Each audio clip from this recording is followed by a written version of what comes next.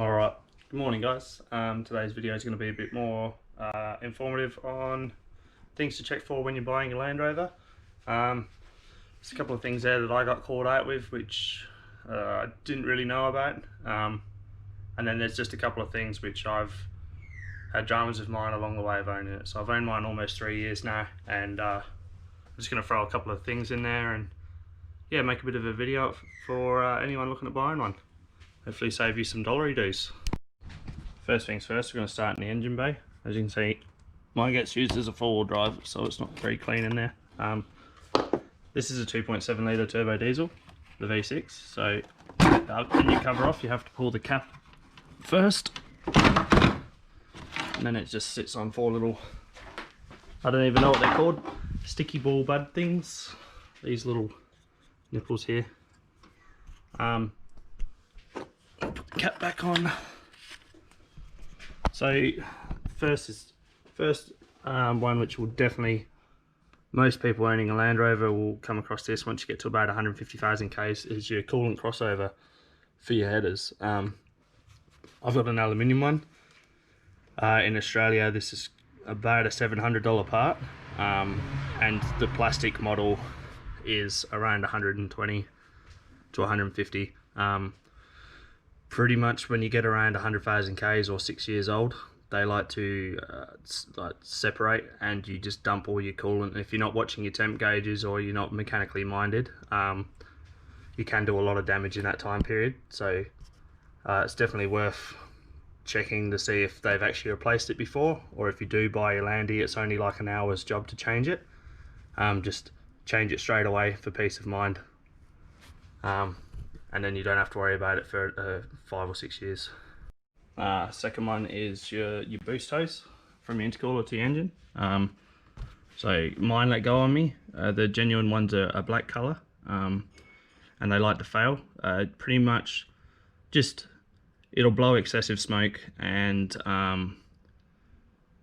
yeah, it's pretty much just smoke. I didn't notice too much difference with performance or anything on mine. So pretty much if you just put your foot down and you see a lot of smoke coming out the back of the car, chances are if you open up the engine bay, they normally split right about here. You see a nice big split in them. So that's just another one to look out for.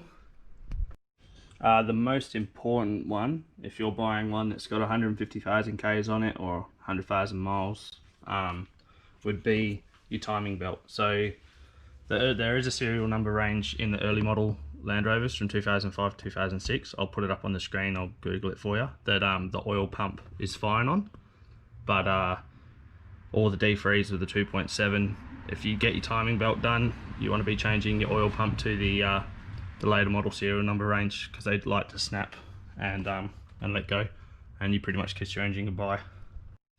So another big one is like an engine oil leak, which is very hard to locate.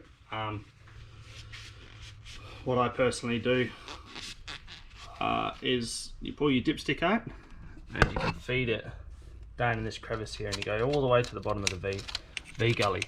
And when you get there, you'll feel the bottom. It takes a bit to work it out, and you need a torch to find the gap. And if you pull it out and there's oil on your dipstick, then your oil filter housing or your oil cooler gasket could be leaking.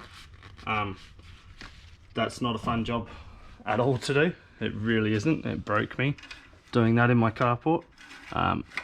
It took me all day, and then I ended up snapping the fuel return sensor just here, and then I had to change all the injector return hoses because it's a one piece.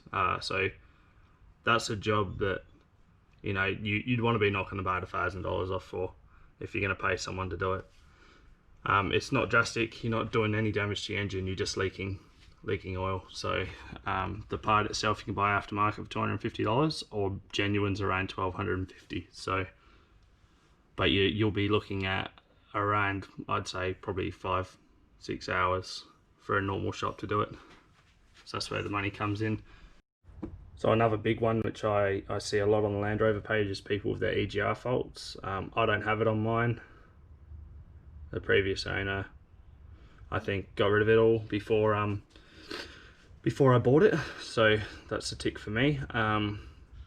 Only drama is you can't just blank these off, you need to get them turned off through the ECU as well, so that they're not active. That's generally about $300-400 for a tuner shop to turn them off. I think you could probably do it with your gap tool if you got one, but I don't. So moving into the cab, it's not really too many dramas going on inside.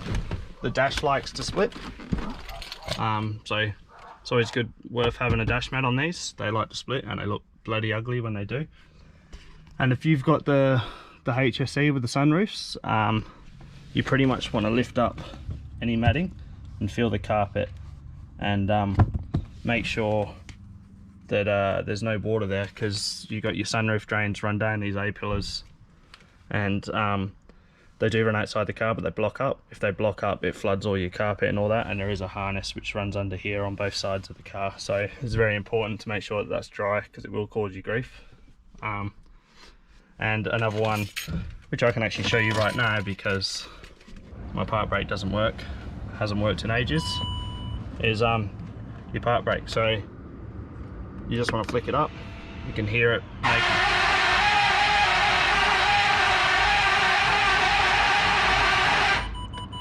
That's what happens when it doesn't work. So hopefully it hasn't seized on now. Come on, turn off.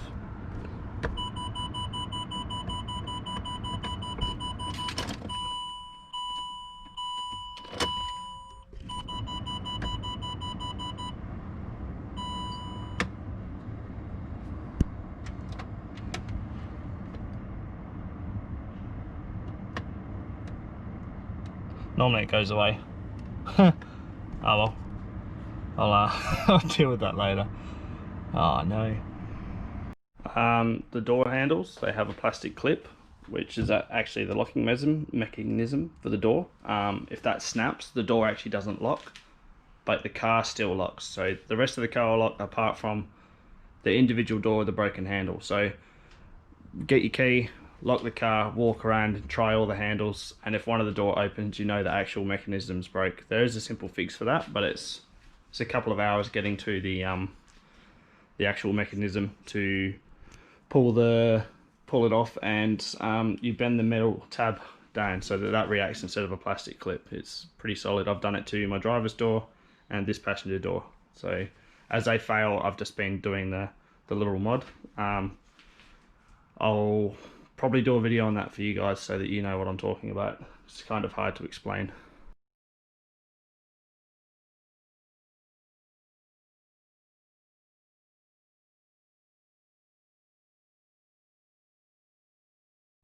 Alright, so moving to the underside of the car. Don't be scared, by the way, because this is actually literally my favourite four-wheel drive that I've ever owned. So maintenance wise, I like tinkering, so it's okay for me. It's definitely a car I recommend if you're not mechanically minded. It's probably not the car for you, but if you are mechanically minded and you don't mind doing your own work, it's nice. So it's kind of hard to show you guys right now, but pretty much your front lower control arms on these Land Rovers, the bushes are dog shit and they like to fail. Easiest way to know is just go drive around and like drive up a curb. You don't have to go fast, you can be going really slow. Any sort of bumpy area, if you hear a knocking noise, 9 times out of 10 it's your lower control arm. So I actually changed these 3 weeks ago, so they're tied as.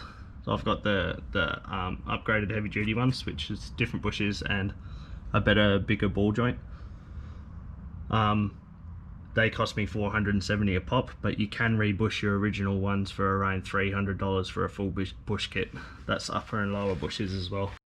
Alright, so this is the make or break scenario right now is the transmission on these cars. So if these have done, you know, 100,000 miles, 150,000 kilometers, and they haven't been serviced, then you need to take into account that there's a possibility that you're going to be spending a few $1,000s on your tranny.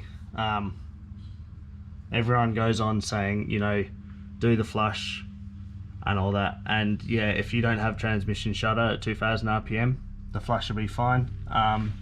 And if you're just a day-to-day driver and you want to drive it on the road, it'll be fine. But for me, I do a lot of beach driving, a lot of forward driving, and I love taking my camper trailer with me. And pretty much the second I hit the beach after a tranny flush in this, because it had a 2000 RPM shudder, pretty much cooked it again straight away. So it couldn't hold second gear, couldn't hold third gear, so I pretty much had to get a new tranny done. It cost me $7.5 grand because I got a upgraded heavy duty box put in this, upgraded lockup clutch, upgraded clutches, new sleeves, torque converter, and the mechatronics unit was playing up as well. So it's just it's a real expensive scenario, and it's something that needs to not be neglected. So definitely just find out if there's no steel pan, then it's not worth, then don't believe them if they say that it hasn't, you know, that it's been serviced, because pretty much every single mob that does a service on this does the tranny, the steel pan upgrade at the same time, because they're a prick to change otherwise. Apart from that, it's actually an amazing gearbox. It just needs to be loved rather than the recommended maintenance free oil that it puts in it. Moving on to your drive shaft, which has a heat shield over it, but you'll see it there. That's your center support bearing. Very important that you make sure that that's not flogged out. A lot of people don't like splitting the drive shaft and changing the support bearing. They'll say, oh, it needs a new drive shaft, which is $1,200. So yeah, just get under here. It's going to be hard for me to hold the torch at the same time so you can see it, but you just want to get under here, give your drive shaft a wobble. It's okay for it to have flex because it's rubber, but when you lift it up, you want to be looking for any cracks or imperfections in the rubber. If there's any cracking in there, then it needs to be changed. That'll give you vibrations at low RPM when you're driving. And the tranny, the way to know how your tranny's going is if you drive, come to a standstill, put your foot flat on the floor and just stand it, and watch when it gets to the 2000 RPM mark in second or third gear, and you'll feel a shudder. There's a few videos on that, so, but you pretty much get a 2000 RPM shudder under high loads. So just come to a standstill, foot flat, look for the shudder, and if you don't get it, then you're generally not going to have a drama. But I highly recommend anyone that buys these get a tranny service done straight away.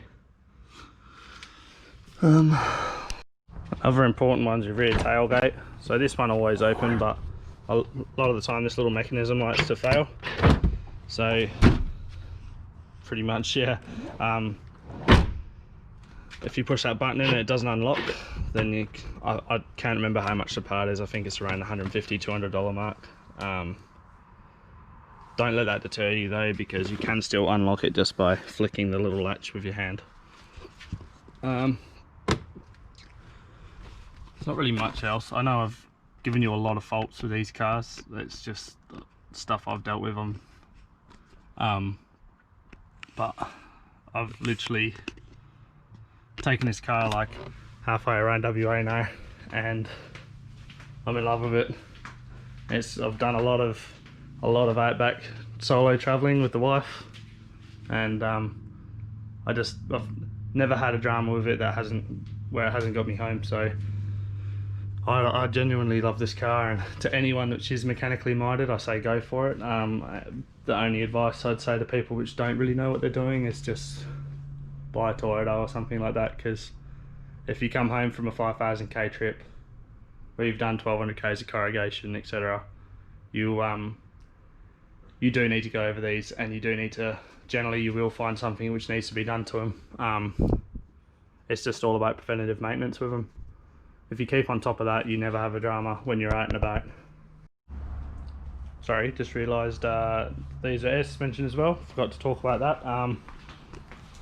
What I'd be doing with air suspension is lowering it to the lowest mode, to access mode, lift it up to off-road mode, shut the car off, and do the checks that I was just talking about. You know, have a look underneath and all that. And after 5 or 10 minutes, walk around the car and make sure that all the wheels are the same, like you got the same clearance on all 4 wheels. Otherwise you might have a leaky airbag or something if one's lower than the other. And then when you're test driving, just make sure you listen out for the compressor.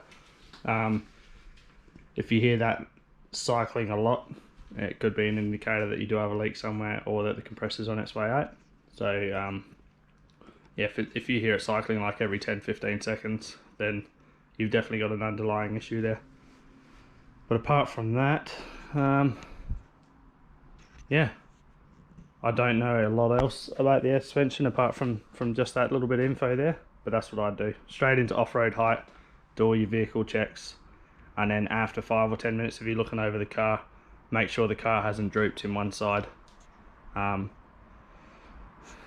then go from there. And just make sure that the compressor doesn't cycle a lot when you're driving. Alright, thanks for that, guys. I know you had to listen to my voice a lot that time, so I apologise for that, but hopefully I give you guys some valid information.